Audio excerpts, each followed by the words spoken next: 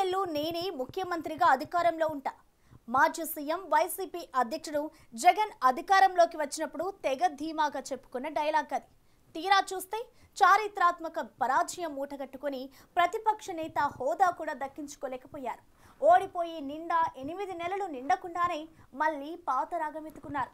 తిరిగి అధికారంలోకి వచ్చేది తానేనని, జగన్ 2.0లో పక్కాగా 30 ఏళ్లు అధికారంలో ఉంటారని చెప్పుకుంటూ పార్టీ శ్రేణులతో చప్పట్లు కొట్టించుకుంటున్నారు. జగన్ లెక్కలేంటో కానీ అటు ప్రత్యర్థులతో పాటు సొంత పార్టీ వారు కూడా ఆయన కంటున్న కలలపై సెటర్లు విసరడం మొదలుపెట్టారు. ఇప్పుడు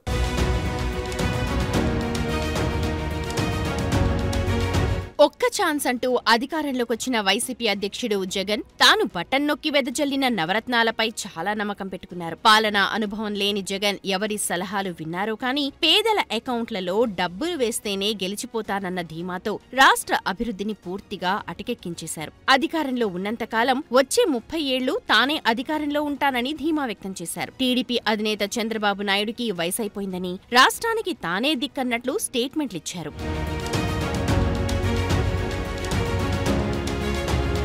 తీరా చూస్తే క్రికెట్ టీంలా 11 మంది ఎమ్మెల్యేలతో మిగిలిన జగన్ ప్రతిపక్ష నేత హోదా ఇవ్వడం లేదని అలిగి అసెంబ్లీకి ముఖం చాటేసి తిరుగుతున్నారు. Tadepalli to Bengaluru via Pulivendula shuttling చేస్తున్న ఆయన మధ్యలో 2 సార్లు కోర్టు అనుమతి తీసుకుని లండన్ టూర్కి కూడా వెళ్లొచ్చారు. జనవరి 11న లండన్ వెళ్లి ఫారిన్ లో లాంగ్ బ్రేక్ తీసుకున్న ఆయన ఇండియా వస్తూనే డైరెక్ట్ గా బెంగళూరులో ల్యాండ్ అయి యలహంక ప్యాలెస్ లో వెళ్లి తర్వాత తాడేపల్లి ప్యాలెస్ కు వచ్చారు.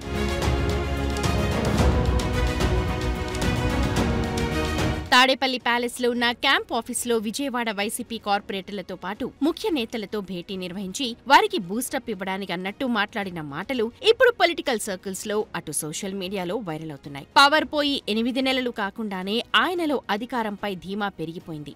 మళ్లీ గెలుస్తాం, 30 ఏళ్లు నేనే ముఖ్యమంత్రిగా ఉంటానని పాత పాట అందుకున్నారు. వైసీపీ రాష్ట్రాన్ని ఏలుతుందని ధీమా వ్యక్తం చేస్తున్నారు. జగన్ అన్న 2 పాలన చాలా డిఫరెంట్ గా ఉంటుందంట. ఊరికే చూస్తూ ఊరుకోం.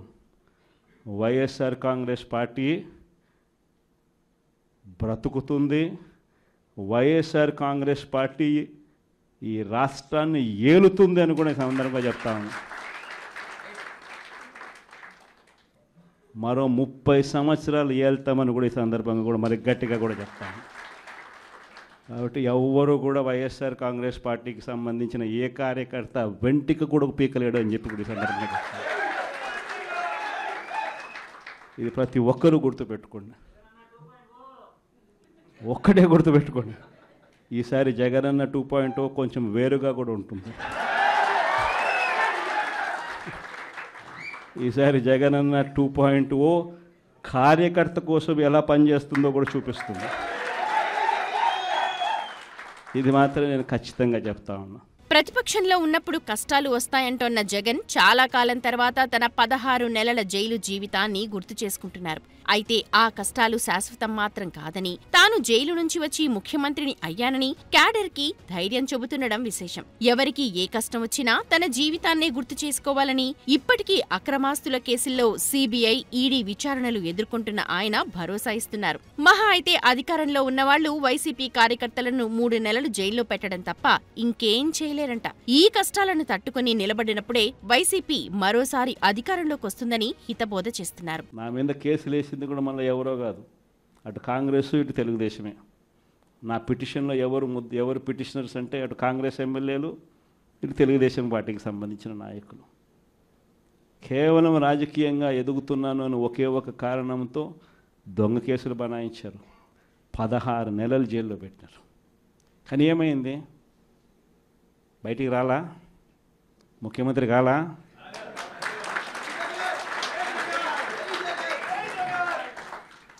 ప్రతి ఒక్కరు ఇది గుర్తుపెట్టుకోండి. ఎవరికైనా ఇంతే. మహా చేస్తే వీళ్ళు ఏం చేయగలుగుతారు? దొంగ కేసులు పెడతారు, కాదండంలా బెదిరిస్తారు, కాదండంలా మహా అయితే 3 నెలలు లోపల వేస్తారు. అది కాదండంలా. కానీ ఏం చేస్తారు? 3 నెలల తర్వాత మళ్ళా వస్తాం, రెట్టించిన ఉత్సాహంతో మళ్ళా పనిచేస్తాం. ఎవరెవరైతే మిమ్మల్ని జైల్లో పెట్టే కార్యక్రమం ఎవరెవరైతే చేస్తారో మంచి చేసిన వాళ్ళని గుర్తుపెట్టుకోండి, చెడు చేసిన వారిని గుర్తుపెట్టుకోండి. ఇద్దరిని గుర్తుపెట్టుకోమని చెప్తాను. జగన్ వ్యాఖ్యలతో వైసీపీ నేతలే ఆశ్చర్యపోతున్నారంట. ఎన్నికలకు ముందు కూడా ఇదే ధోరణిలో వై నాట్ 175 అంటూ బీరాలు పలికారు. ప్రతిపక్ష కూటమికి ఒక్క స్థానం కూడా రాదని సభలు, ప్రచార కార్యక్రమాల్లో ఊదరగొట్టారు.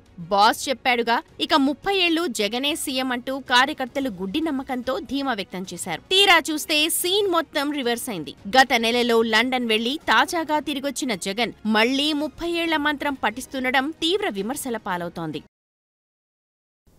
ప్రజలు ఇంకా 1.0 నుంచే కోలుకోలేకపోతున్నారు స్వామి. ఎంతమంది దళితులు చంపారండి, ఎంతమంది బడుగు బలహీన వర్గాలు చంపారు, ఎంతమంది మైనారిటీ సోదరులు చంపారు గత ప్రభుత్వంలో. ఇక్కడున్న నాయకులందరిపైన కేసులు పెట్టారు. ప్రజలకి స్వేచ్ఛ ఎక్కడుండేది గత ప్రభుత్వంలో? మేము బయటికి రావాలనుకుంటే మా గేట్లకే తాడు కట్టారు కదా అన్నాడు. నా పైన 23 కేసులు పెట్టారు, అటెంప్ట్ మర్డర్ కేసు పెట్టారు, ఎస్టీఎస్సీ కేసు పెట్టారు. శాశ్వత భూ హక్కు చట్టం అని తీసుకొచ్చి ప్రజల భూముల్ని కాజేయడానికి ప్రయత్నించారు. ప్రజలు మర్చిపోయారనుకుంటున్నారా? ఆయన ఎవరు మర్చిపోలేదు. ఎన్నికల ముందర కూడా నా ఎంట్రీగా ఎవరు పీకలేరు అన్నారు. ఏమైంది? ప్రజలు ఎన్ని ఎంట్రీలు పీకారో చెప్పండి. తర్వాత రోజు తనను కలిసిన మాజీ మంత్రులు, మాజీ ఎమ్మెల్యేలతో జగన్ పోలవరం గురించి మాట్లాడారు. తన హయాంలో పోలవరం సాగునీటి ప్రాజెక్టు ప్రగతి పరుగులు తీసిందని చెప్పుకొచ్చారు. అయితే పోలవరంలో పనులు ఎక్కడ పరుగులు పెట్టాయో తెలియక అక్కడ ఉన్న నేతల్లో కొందరు తెల్లముఖం వేయాల్సొచ్చిందంట. పోలవరం విషయంలో జగన్ ప్రభుత్వం ఏం చేసిందో అందరికీ తెలిసిందే. ఆ ప్రాజెక్ట్ ని గాడిలో పెట్టడానికి ప్రస్తుత ప్రభుత్వం నానా పాట్లు పడుతోంది. కానీ జగన్ మాత్రం తన ఘనతల్లో పోలవరం పనులను కూడా చేర్చేసుకుంటున్నారు.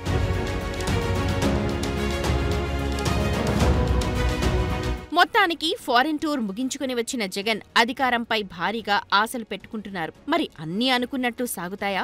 ఏదో చేద్దామనుకుంటే ఇంకేదో అవుతోందా అన్న చర్చ జరుగుతోంది. నిజానికి జగన్ అసెంబ్లీకి వెళ్లడం లేదు, అక్కడ ప్రజా సమస్యలను ప్రస్తావించడం లేదు. కావలసినంత నంబర్ లేకపోయినా ప్రతిపక్ష హోదా కావాలంటున్నారు. ప్రస్తుతం 11 సీట్లే వైసీపీకి ఉన్నాయి. ఇలాగే చేస్తే ఆ 11 మందిలో కూడా ఉండేదెవరో ఊడేదెవరో అన్న డౌట్లు పెరుగుతున్నాయి.